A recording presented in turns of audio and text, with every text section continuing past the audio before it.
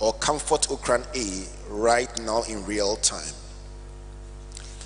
I have been thinking the past week since we got this invitation some time ago about some of the most important people I have interviewed on the Springboard Virtual University over the past 10 years. In August, it will be 10 years on the virtual university, and I was thinking about some of the most important people I've interviewed and what was the one most important word I've learned from these people. And so I took the liberty of compiling 8 of the most important people I've interviewed in no particular order: Dr. Mensa Otabil, Dr. Joyce Ayi, Grace Ameobing, Albert Essien, Princess Umul Hatia, Kweku Beduado, Ochiame Kwame, and my best friend Comfort Okran. I've interviewed these 8 people in the past 10 years, and one word that I find repeatedly coming up in every discussion that I have with successful people is the word deliberate. If you don't mind, let's all say deliberate. One more time. What's another word for deliberate? Pardon me? Intentional. I love KNUST. Intentional. Any other word? Any other word? Come on, give me about 3 or 4. Conscious. Who said that? The Lord bless you, sir. Conscious. Any other word? Pardon me?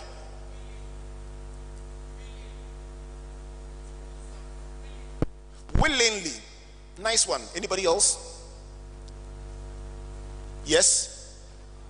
Planned. Planned. That's a good one. Planned. One more. Yes? Calculated. If you are like me and you sit with somebody who says, the first day I walked into this bank, I told myself I will be empty, and in 12 years time he was empty. Then the next week you interview a second person and says, the first day I walked into this bank, I told myself I'll be empty, and in 10 years he was empty. Then you say you can sit in KNUST and say, in exactly 10 years time I will be. Who wants to say I will be? I love this. Why don't you say it together? I will be. You'll be what? I don't know what you want to be, but one thing I know is that you have the license to say I will be, because some of the things we are doing today that are being celebrated in this year's roadshow, we are linking together digitally 1 million people. And just before we climbed up, questions were flying into this conference from people watching us live from various parts of the world. Somebody asking, how do you combine your studies and business as a student? Coming via Messenger, WhatsApp, live on. How do we string together a million people? It's not something we woke up and said we will just do it. Yes, we said we will be, but beyond the be, we did something. What is it that makes a personal branding?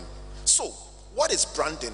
It's a word people use around a lot, but for your purposes, a brand is a powerful relationship that is fueled by a loyal belief system and connected to the principle of providing exceptional value. It's a powerful relationship that is fueled by a loyal belief system. Somebody says, listen, if I have to travel 5 kilometers to buy this particular brand, I will do it. And it's connected to the principle of providing exceptional value. And those are the words of Carl Speak. Why is it so important to provide exceptional value? Because several others are doing the same thing you are doing. It is only when you provide exceptional value that you stand out. army or being some. Everyone is connected to a particular word, and it's not just the word, but there's that people were watching as he couldn't be bothered. He was so happy. In fact, so happy that I also had to be happy, even though I was a bit shy. But you see, to him, he never dreamt he would meet the author. So he was very excited. It was an emotional response. One day I was walking with my mother through the 37 military hospital, and she got to a particular ward. It was called the Eastmont ward. And she put her hand on her heart and she said, "Oh, Eastmont." Then I turned to my mom and said, "Was that your boyfriend?" She said, No, you don't know. Eastmont was the first person to conduct open heart surgery in Ghana. He was a professor, a surgeon. You see, the man was dead and gone. But to my mother, this was somebody who had done something that she felt truly grateful for. So even after the man's death, she will still put her hand on her heart and say, "Oh, Eastmont," like a personal friend. Tell somebody, Brandon. When you build capacity and you make an impact and you deliver exceptional value in a particular area, people appreciate you for that contribution. I'm going to ask you at this point to count 7 with me. Let's go. 1, 2, 3, 4, 5, 6, 7. I read a report by New York University that said everyone you meet for the first time forms an impression about you in 7 seconds and locks down that impression as who you really are. And so if it's a negative impression they form the first time, you were snobbish, disrespectful. You know what? We can actually do this by social media. So let's do something on WhatsApp and see how the response will be. Friends, just putting up the opportunity on WhatsApp over the weekend for one of those who makes a bad impression every time for the first time and then try and correct it later, you will miss major opportunities in life. We've had people who walk into our office complex, and because they meet us walking on the car park in jeans and overalls, they bypass you and they snub you and later find out that the CEO they were looking for is the same person they met on the car park. I recall one particular instance when, friends, first impressions matter. Your degree is nice, your first class is nice, but if you go into the world out there and in your very first and probably your most significant opportunity, you make a bad first impression, it will cost you. So, success in branding yourself is a function of 2 things: excellence and exceptional value. Because I know we are in a technology and science university, I've put it in the formula. B is a function of E and V. Don't worry if you don't understand. But I'm saying that branding success is a function of your excellence in what you do plus the exceptional value that you provide. And somebody says, but what is excellence? I've tried over the years to find a dictionary definition that captures my own understanding of the word excellence. And I've read definitions that talk about the high quality of work, or the quality of work that goes beyond what everybody does. And I've tried to communicate it in a way that people understand that being excellent is not ordinary. But in my whole life, one of the days when I understood excellence is an experience that I had when I was in secondary school. When I went to Form 1, I was told, like all my colleagues, about our school javelin champion being the best in the region. And so they talked over and over and over about this guy called Lavon, who they said could throw the javelin better than everybody else. And so his nickname was more tape. And we asked, why do you call him more tape? And they said he can throw the javelin so far that the tape will get finished and they will carry the tape and come and start again. Now, when you hear such stories, you want to see it with your naked eye. So when they finally got to intercolleges, all of us went. And guess what? We didn't want to see the 100 meters. We didn't want to see the 5,000. All we wanted was the javelin. And we were fortunate. When he got to the javelin, everyone else threw first. And when he got to his turn and he stood up, the whole stadium erupted. What were they saying? More tape. I mean, we were imagining the show that would take place. And he came to stand there like a king, surveyed the whole field. Then he pointed to those who were jumping high jump at their back to leave the stadium. And we said, hey, young man, take your time. He said they should leave. They should leave the place. We're like, hey, impressionable from one voice. I mean, everyone had thrown to the middle of the stadium. He was telling those at the end of the stadium to leave. Of course, they didn't believe him.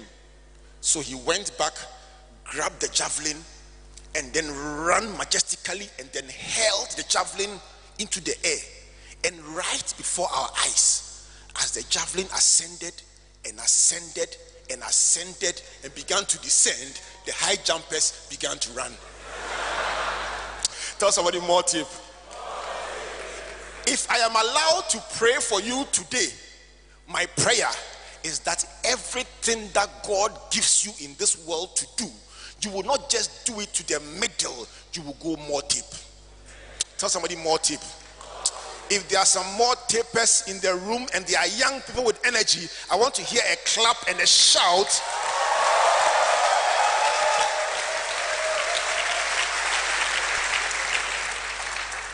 Excellence is going beyond the existing mark, breaking records, stretching the limits, doing what hasn't been done before, not giving excuses, pushing until you get the results. Why is that important? Because sitting in this room are potential achievers. How will it happen? Separate yourself from the crowd.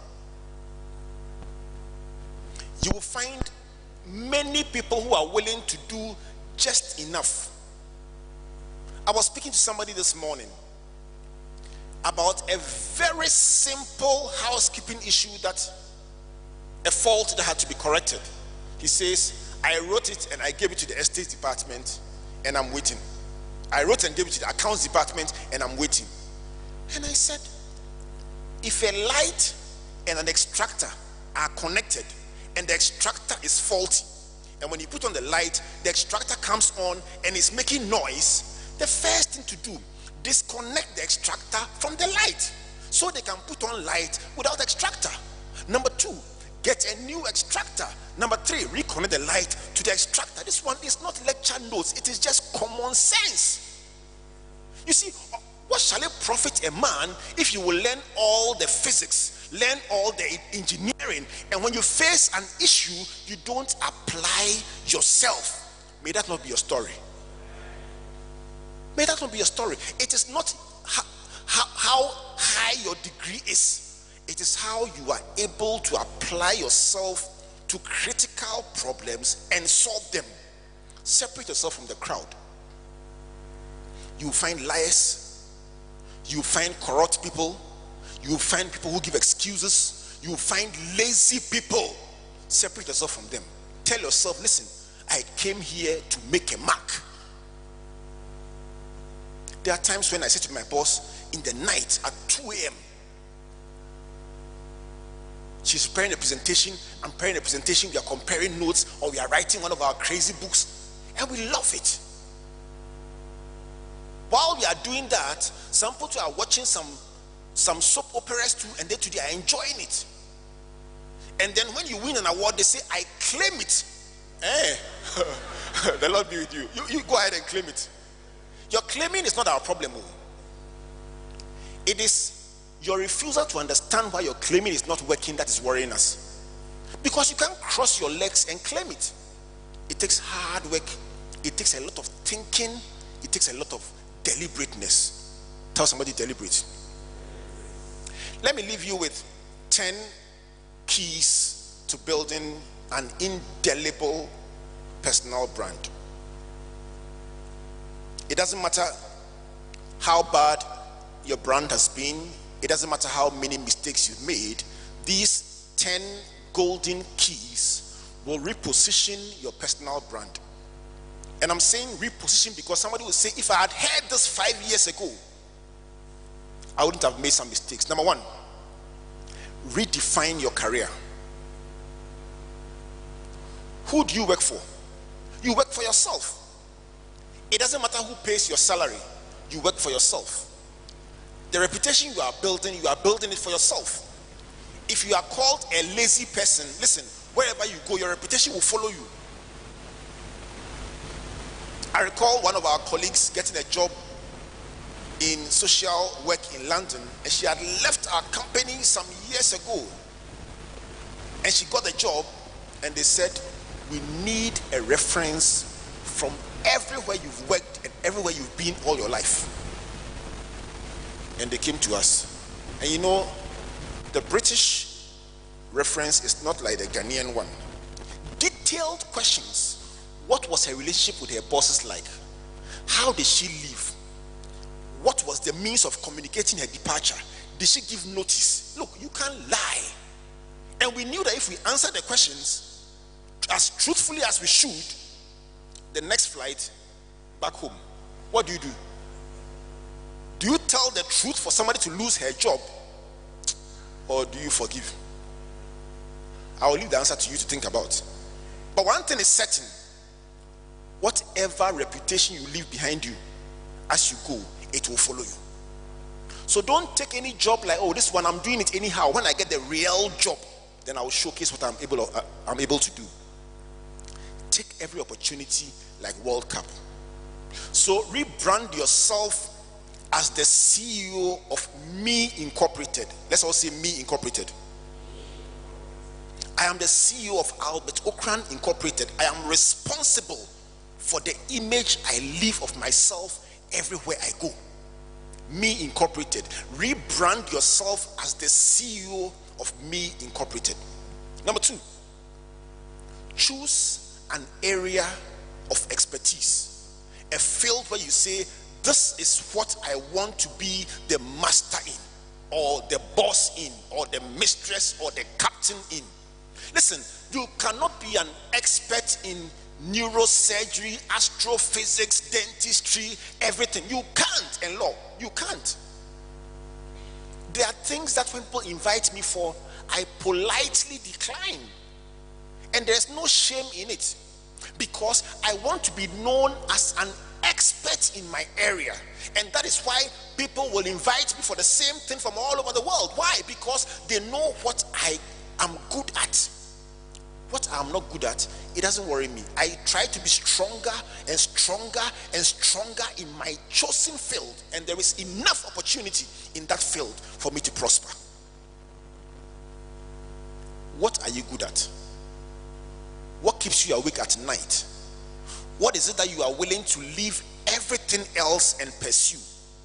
What is it that when you do, and even if they don't pay you, you still feel happy because this is what you were born to do? What is it that you have not learned in school, but you still know it so well that when you do it, people say, how do you know? You say, it is just intuition. What is it that when you do and you lie down at night, you hold your heart and say, this is what I was born to do? Identify your field. So number one, rebrand your career. Number two, identify your field. Number three, commit to excellence. Tell yourself that I would always pursue best practice. For everything you do, there would always be an alternative, an easier way. If I say easier, it doesn't mean a smarter solution. I'm just saying that somebody will show you how you can cut corners. Somebody will say, nobody is watching. Comfort told a story last time we're here about a sculptor who was generating a particular work of art.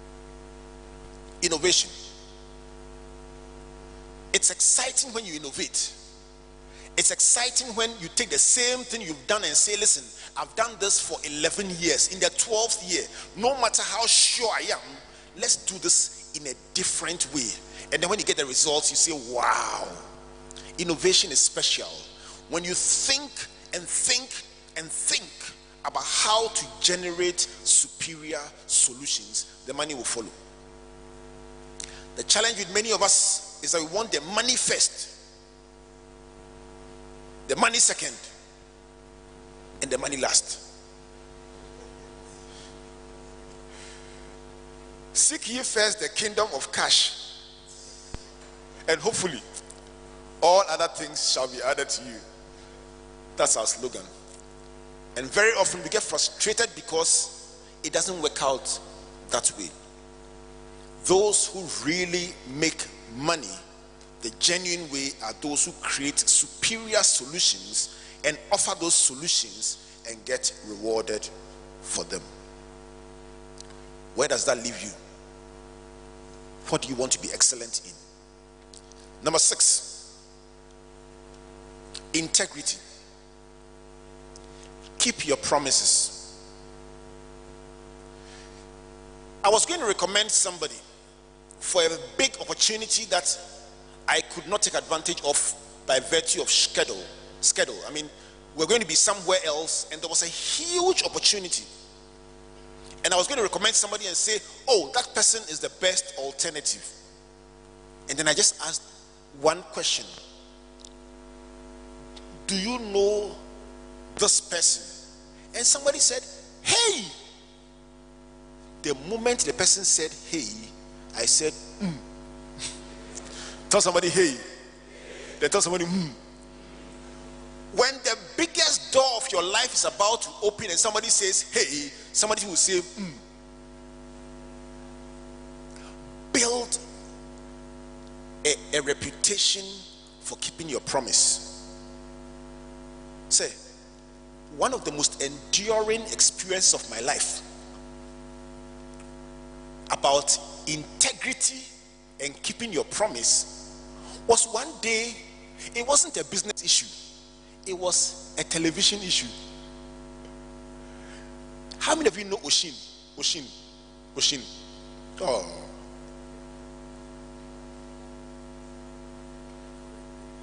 okay. Which one do you know? Kumkum Vajia.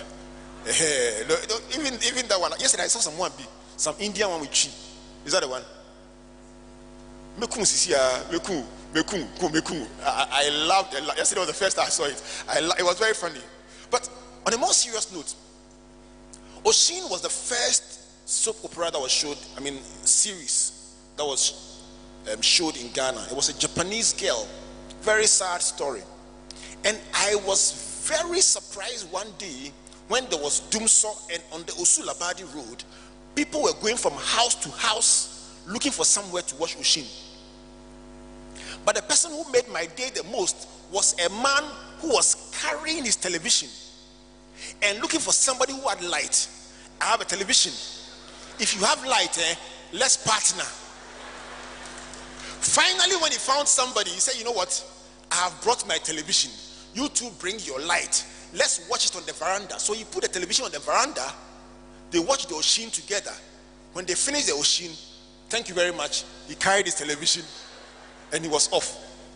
You know, it was very funny, but it was also very instructive.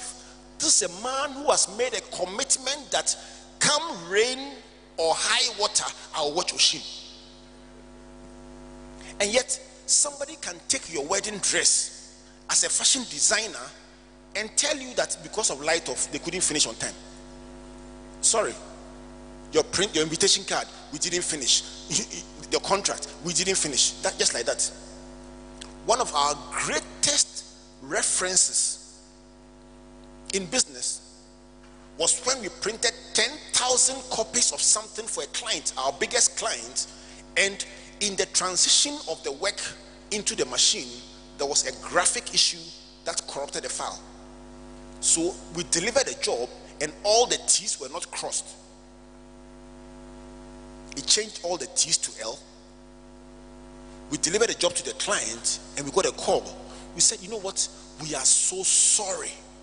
We'll print all 10,000 copies at our cost. The client stood on the biggest possible platform and said, these two people, that is what they call integrity. It's not talk, it is life. And just that comment alone, the doors that it opened for us. Keep your promises.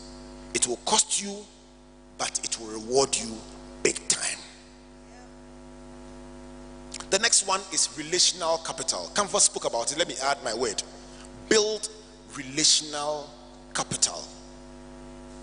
I look at some of the most significant opportunities I've had in life, and they've come from people that I've met along the road in life, and I took time to cultivate and preserve these relationships. I always tell myself, do you know the person sitting next to you could one day be the governor of the central bank?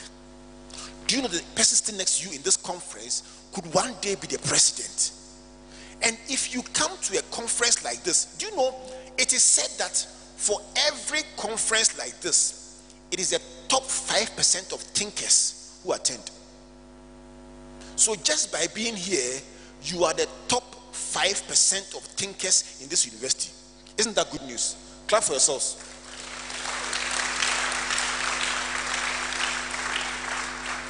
Now here is my question. If one thinker is next to another thinker, next to another thinker, what's your interest? You, what's your interest? Yes. What are you interested in? Just tell me. Fashion. What's your interest? You want to be an entrepreneur? What area? You don't know yet. Baking. All right. And you? What area are you interested in? Fashion. Baking. Fashion. And you? Farmer. Huh. So watch this. This man will be one of the nation's best farmers. He will win a best farmer award in the next few years. Then this woman will create a baking conglomerate that will match A1 bread and become the biggest in the country. And then you want to become a fashion designer. This man will create an Africa-wide fashion brand. Now here's the deal. This man's farm could grow so much that he'll be supplying the wheat for her bakery. And there could be a backward integration between your business and her business. And yet, do you know her name? That's the problem, my friends.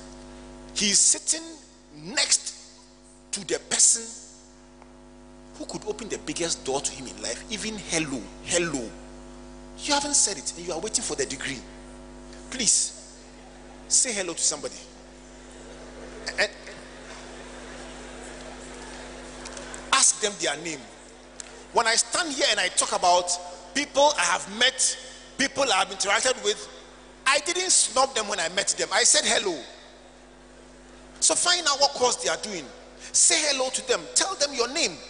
So that when they become governor, you don't look strange to them. Was it difficult? Was it difficult? Build relational capital. What's number one? What's number one? Pardon me? Redefine your career. Number two? Identify your area. Number three? Commit to excellence. Number four? Invest time and money. Number five? Innovation and exceptional value. Number six? Integrity. Number seven? Relational capital. Number 8 is very special. It's called personality management. Manage your personality. And it's such a big issue. I don't know where to start from, where to end. Because the kinds of pictures you post on your social media page can really push your career backwards. The kind of images you like can lead to you being rejected for a visa. It's not everything that you like Why do you like it? Because your friend liked it. When they bounce you alone. It's not everything that is likable. I recall listening to a very good friend of mine, Jiboji Dosu, talking about an experience she had in America where she had finished university. She was looking for an opportunity and she got an invitation by a very top CEO to come to her house. She assumed that it was just for social visit, and she got the invitation along with a friend of hers. So she said she went in her mini skirt and they went to their casual pose and they got there and they said to them, "You can't go in."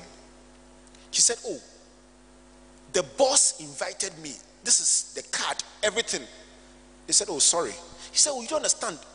Listen, I met her today." They said, "Sorry." What was the problem?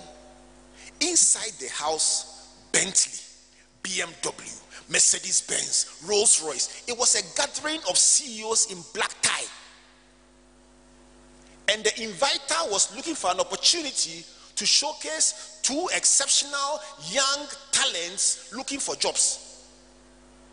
And my friend says she didn't understand the opportunity and she went poorly packaged. And she said that was the greatest lesson of her life. And even though I wasn't there, I can still picture it in my mind because I've seen similar tragedies. How can somebody be rejected for a job of chief accountant because of body odor?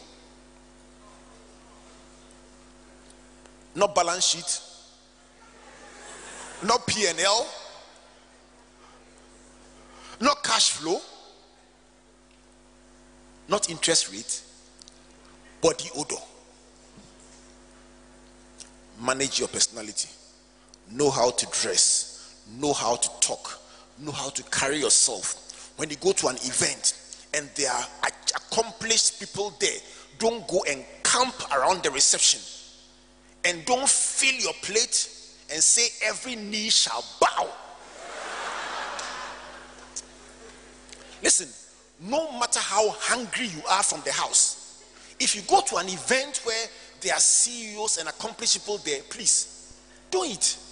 Just take a small half glass of drink or something and hold it, and then be looking for one person. If every event you go, you add one person to your network, you will prosper. One person, just one. Personality management is key. Number 9, communicate your brand. Comfort did an exceptional job of introducing the power of social media.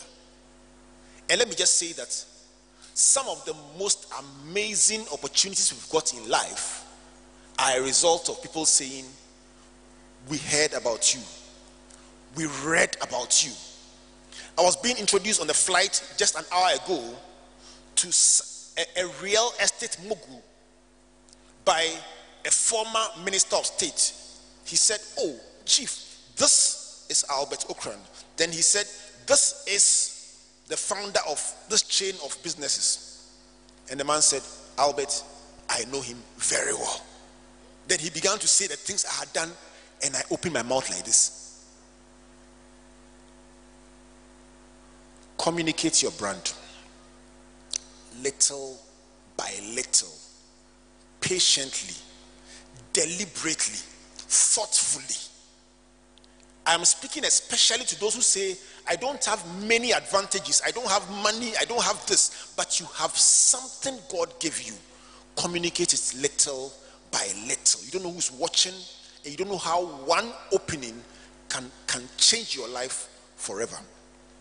And that's number 9. Number 10, by far, is my favorite. Not because it's better than the rest, it's because it ensures that you would always be relevant. What shall it profit a woman if you were champion last 2 years and today nobody hears of you? What shall it profit a man if you rise to the top in your field and you get complacent and others come and pass you and you are watching and saying, oh, don't mind them. When were we? Where were they? Improve every day. Not every year. Not every decade. Not every week. Every day. Commit to daily improvement in what you do. Let me speak to the fashion designers here. Let me speak to the engineers here. Let me speak to the architects here. Let me speak to the artists here. It doesn't matter what course you are doing. If you know what I did for my first degree, it has nothing to do with what I'm doing now. But guess what? I can interpret my thoughts using economic analysis because I read economics and I read an MBA. And so I can talk about backward integration and I can use these analysis. But ultimately, what I'm doing is not about economics. It's not even about an MBA. It's just about finding my God-given gift and applying myself to it until the world listens. I don't know why you came here today. I don't even know why you found yourself in this conference. It may be because it's compulsory for you, or because you had a little time on your hands, or you may have heard about my boss and came to see her. It's all good. The most important reason is that you are here. And let me close with this story about a young man who went in response to an advertisement. A very rich man had said he had only one daughter, and therefore he will do a competition for the most eligible bachelor in his town to inherit his business and marry his daughter. So a group of able-bodied young men lined up, all looking for the chance to marry the rich man's daughter. When they lined up, the man unveiled the pool in his house, and in there was a crocodile. And he said, the one who can swim across the water will marry my daughter and inherit my wealth. Everyone said, the spirit indeed is willing, but the flesh is weak. And so everyone was looking at their friend and saying, maybe you go, I won't attempt. Until they heard a loud splash. And this guy was swimming frantically across the water. And everybody was clapping at this guy who was so brave. Within seconds, the guy was out of the water. You scientists call it adrenaline. He was out of the water. So everyone rushed to him clapping. And the old man came panting and said, young man, you are the bravest young man I've seen in my whole life. You win my daughter, my wealth, my business, my everything. He said, pause. Who pushed me? Who pushed me? The man did not plan to swim, but accidentally somebody pushed him. But once he got into the water, he swam across. I don't know how you came here. Somebody may have pushed you, but once you are here, swim, swim, swim, swim across and finish in style and achieve that dream. Thank you for coming. God bless you all.